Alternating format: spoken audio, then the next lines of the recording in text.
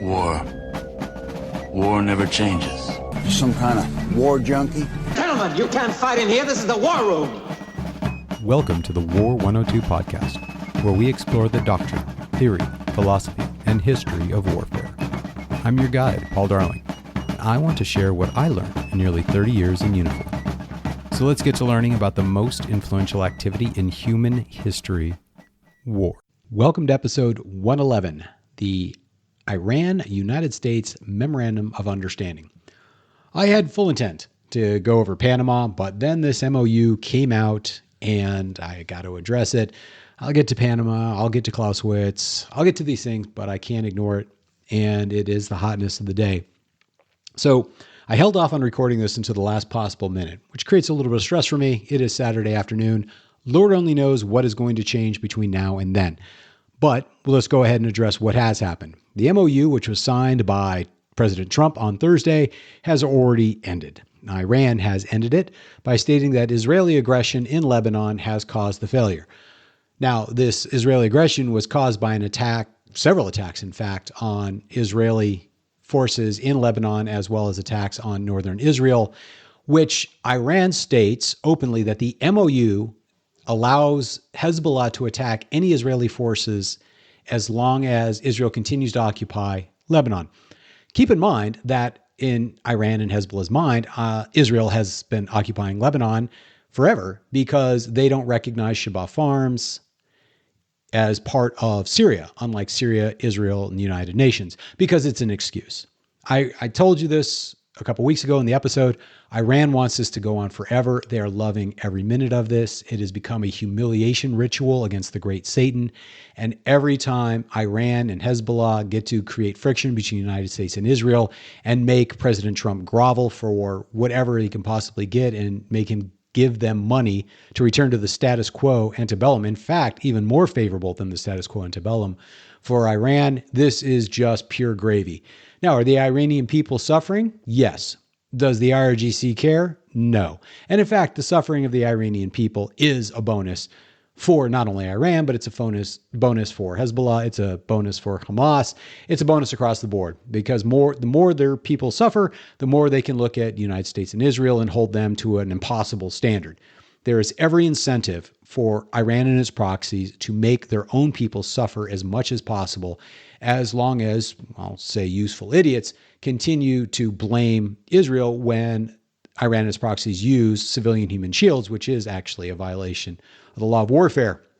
But a bit of a digression. So what is in this memorandum of understanding? I'm going to be a little bit deliberate, and we're going to go over all 14 paragraphs of it. 1, United States and Iran and their allies in the current war, by signing this MOU, declare the immediate and permanent termination of military operations on all fronts, including Lebanon. Lebanon is mentioned 3 separate times in this first paragraph. Ensure the territorial integrity and sovereignty of Lebanon. Again, Shabbat Farms, there's always an excuse. If Israel was to leave Shabbat Farms, they would find another piece of land that would say, oh no, this has always been part of Lebanon. Israel's not taking part in the deal. We are completely justified in attacking Israel, and Israel should do nothing about it. And the United States, we expect you to punish Israel for violating the ceasefire. So right off the bat, Hezbollah has complete freedom of action to attack any Israeli forces that it feels like wherever they are, and Israel is expected to do nothing, and the United States is the guarantor of Israeli actions, and Iran has no control over Hezbollah whatsoever. So paragraph 1 is a ridiculous humiliation statement to expect Israel, who did not sign on to this as a sovereign entity, to uphold this MOU, whereas Hezbollah, which is an absolute proxy that is completely supported by Iran financially, and receives its orders from Iran, military orders, to not be held to these standards. So paragraph 1, total win for Iran. United States and Iran undertake to respect each other's sovereignty, territorial integrity, and refrain from interfering in each other's internal affairs. So if Iran wants to kill 40,000 of its demonstrators in a single week, which they reportedly did, that's Iran's business. The United States needs to stay out of it. Paragraph 3, United States and Iran commit to negotiating and achieving final deal in a maximum of 60 days, extendable with mutual consent. So if it's extendable 60 days, the paragraph is notwithstanding. Immediately upon signing the MOU, the United States will begin the removal of its naval blockade and any disturbances or impediments against Iran. During this period, traffic of vessels will be proportioned. The United States will remove its forces from the proximity of Iran. What is the proximity? No one knows. It's whatever Iran says it is. And then upon signing the MOU, the Iran will make arrangements using its best efforts for the safe passage of commercial vessels, with no charge for 60 days only. So previous to this, vessels could transit the Strait of Hormuz freely, which is international law. But now, Iran says after 60 days, we get to charge as much as we want to. Huge win for Iran to get this in the MOU. Ridiculous that the United States allowed this to be put in. And note, they have no guarantee of safe passage. It's best efforts. So if a couple ships sink, oh well, Iran tried their best. That's the standard. The United States has to remove everything completely. Iran only does the best it can. So the excuse was that Iran mined the strait and that they didn't know where the mines were that they put down.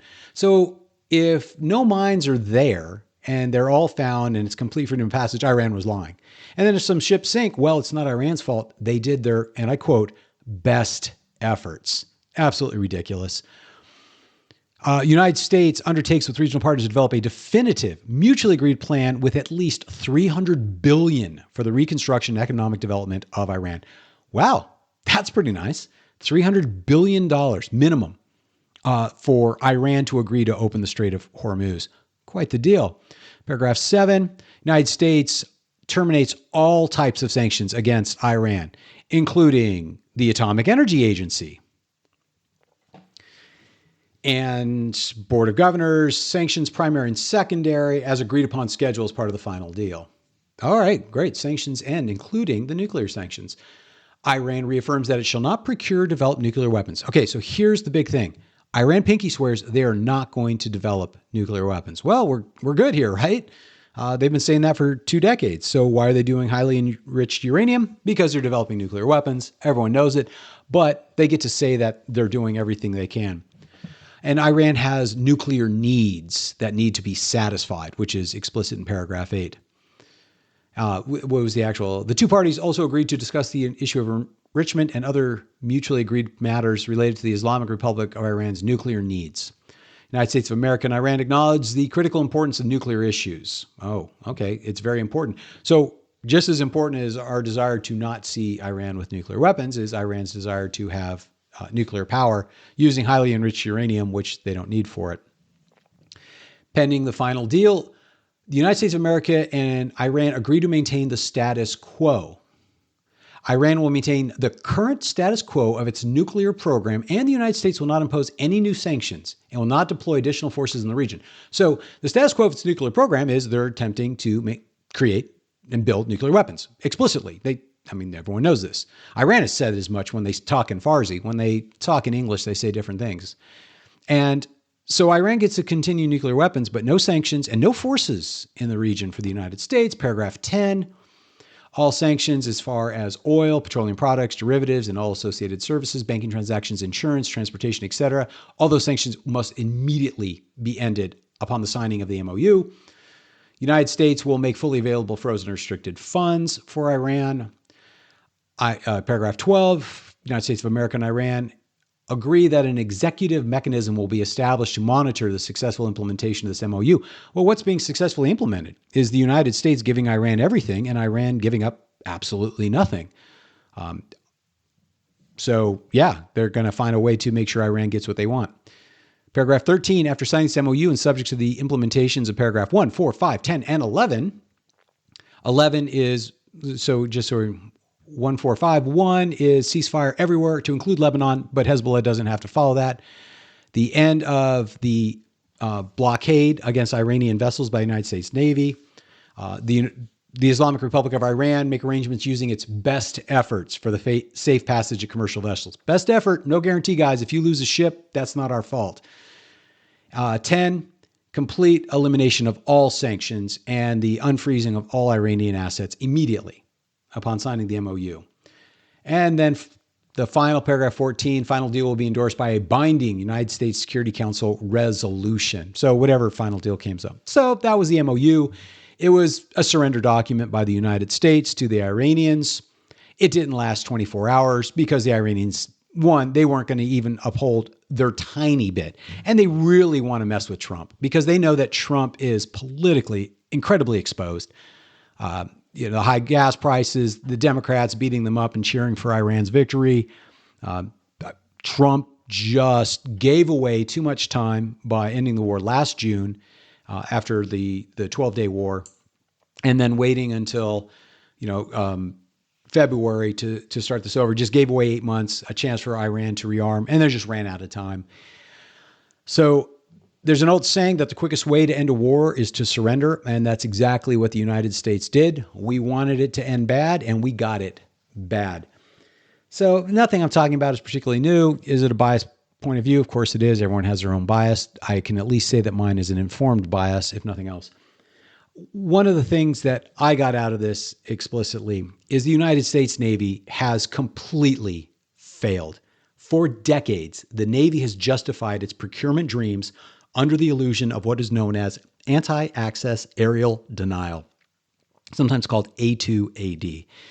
And this is where the United States Navy was procuring equipment and developing tactics, techniques, and procedures and manning their forces specifically and explicitly to ensure freedom of navigation in the Straits of Hormuz against Iran. They bought the littoral combat ship to fight in the littorals, the near shore area. The Zumwalt was there to support the Marines if they ever had to do any landings in the littorals against Iran. The frigate, the Constellation class, which they completely failed at, was designed to do some of the missions that would require shipping escort. They got rid of minesweepers because that's a boring mission and single-purpose ships are lame. So the United States Navy had a mission, maintain freedom of navigation, to give the president options in cases like this. Had the Straits of Hormuz remained open to shipping, Iran would have zero leverage. And after trillions of dollars that we have spent over the decades to support the United States Navy's ridiculous dreams for LCS, for Zumwalt, and the failure of the Constellation class, the frigate replacement based on the FREM, that's it. The president had no options other than to surrender to Iran because the Navy failed. I have friends who are sailors. I have expressed my respect for the Navy, but we got to call it for what it is. The Navy is a failed organization with failed leadership that can't conduct a basic mission. I've given plenty of grief to the Air Force, and they deserve a lot of it. I'll give grief to the ground forces for our failure in Iran, in Afghanistan, Iraq and Afghanistan and elsewhere. We deserve it. We did a lot of things really well. We did some things badly. I'd say operationally and strategically, we've had some significant failures. Tactically, we do fairly well, but it's irrelevant in the end. But the Navy has been kind of removed from any real combat requirements over the past 30 years. Really, since when has our Navy been challenged in any significant way? They haven't. And that lack of challenge has led to a bloated, incompetent bureaucracy. And I blame the Navy, I think, as much as the admirals, although they certainly deserve a lot of the blame. The entrenched bureaucracy of the civilians who work in the Pentagon under the Department of Navy are the bigger failure. These are the full-time, quote-unquote, professionals who handle these things that are very important, too important, you understand, for our uniformed service members. They're incompetent. You could dissolve the Department of Navy and probably have a stronger Department of Defense, War Department for it. The Navy failed this mission. They gave the president zero options. Now, they did well in other areas. Their ballistic missile defense is quite strong. But what's the point of protecting ships that can't do freedom of navigation? It becomes what we used to call the self-licking ice cream cone. If the entire point of the Navy is to protect the Navy ships and not actually conduct a mission of force projection, freedom of navigation, show of force, etc., then they're worthless. We had a submarine sink an Iranian frigate. That's fantastic. Good job, boys. But at the end of the day, you're there to make sure ships move where we want them to go. They have failed at the Corbett sea control of the Strait of Hormuz. They could not maintain sea control at the critical point in this conflict in furtherance of the president and the nation's mission. They failed. Sea power is gone. We can't build ships anymore. We've seen that failure incessantly. Virginia class was doing well, but Virginia class is now 2 years behind because they've had to pull assets off to get the Columbia class up and running, which itself is another 2 years behind. We discussed the absolute failure of the FREM, of the Constellation class, the absolute failure of the LCS. Yeah, we bought them, and then turns out they can't do any mission. And the specific mission they were procured to do is where they're failing the worst. And Zumwalt was a 3-ship debacle where the centerpiece of it never worked properly, which was the 155 millimeter, aka the 6-inch gun. So yeah, I'm ragging on the Navy. We gave you boys a mission. You failed. And the CENTCOM commander is a naval officer. So you can't say, well, the joint force under CENTCOM, which handles Iran, didn't understand naval. No, sorry. The Geographic Combatant Commander, GCC for CENTCOM, is a naval officer. The surface warfare officer community is failing left and right. The Ford class is an absolute mess, although it does have gender-neutral bathrooms. Thank God for that. They've been crashing ships. They had a ship burned to the waterline in San Diego. What happened there, who knows? But this is a failure of the entire Department of the Navy, both uniformed and civilian. And the infrastructure, the military-industrial base that supports it, General Electric, the shipbuilding. The best thing they can do is keep building Berks, which are late 70s, early 80s technology. That's the big success, is building ships that are 50 years old in design and continue churning them out. And every time they try to do a new ship, it fails utterly. Something needs to change, and the Department of Navy needs to be torn down and rebuilt from the ground up so they can support our missions. And they want trillions more to fight China. If they can't handle a neutered Iran, they don't stand a chance against China. So for them to go up in front of Congress and say, we need this to fight China, you can't fight Iran. So shut up and get your crap together. Done with the rant. It's kind of embarrassing to see the United States get humiliated like this, even if I saw it coming. Our nation has spent enough that we should not be forced to witness this ridiculous debacle. So that's all I got. Let's hope we can hit Panama next week. Maybe Clausewitz, who knows? I'll talk to you later. Thanks for listening today. If you want to help the show, please share today's episode on any social media sites you can. Check out the War 102 Buzzsprout website for more information and to send me a message. And, of course, my thanks to the subscribers who help keep the show going. Hope you all join me next week. See you soon.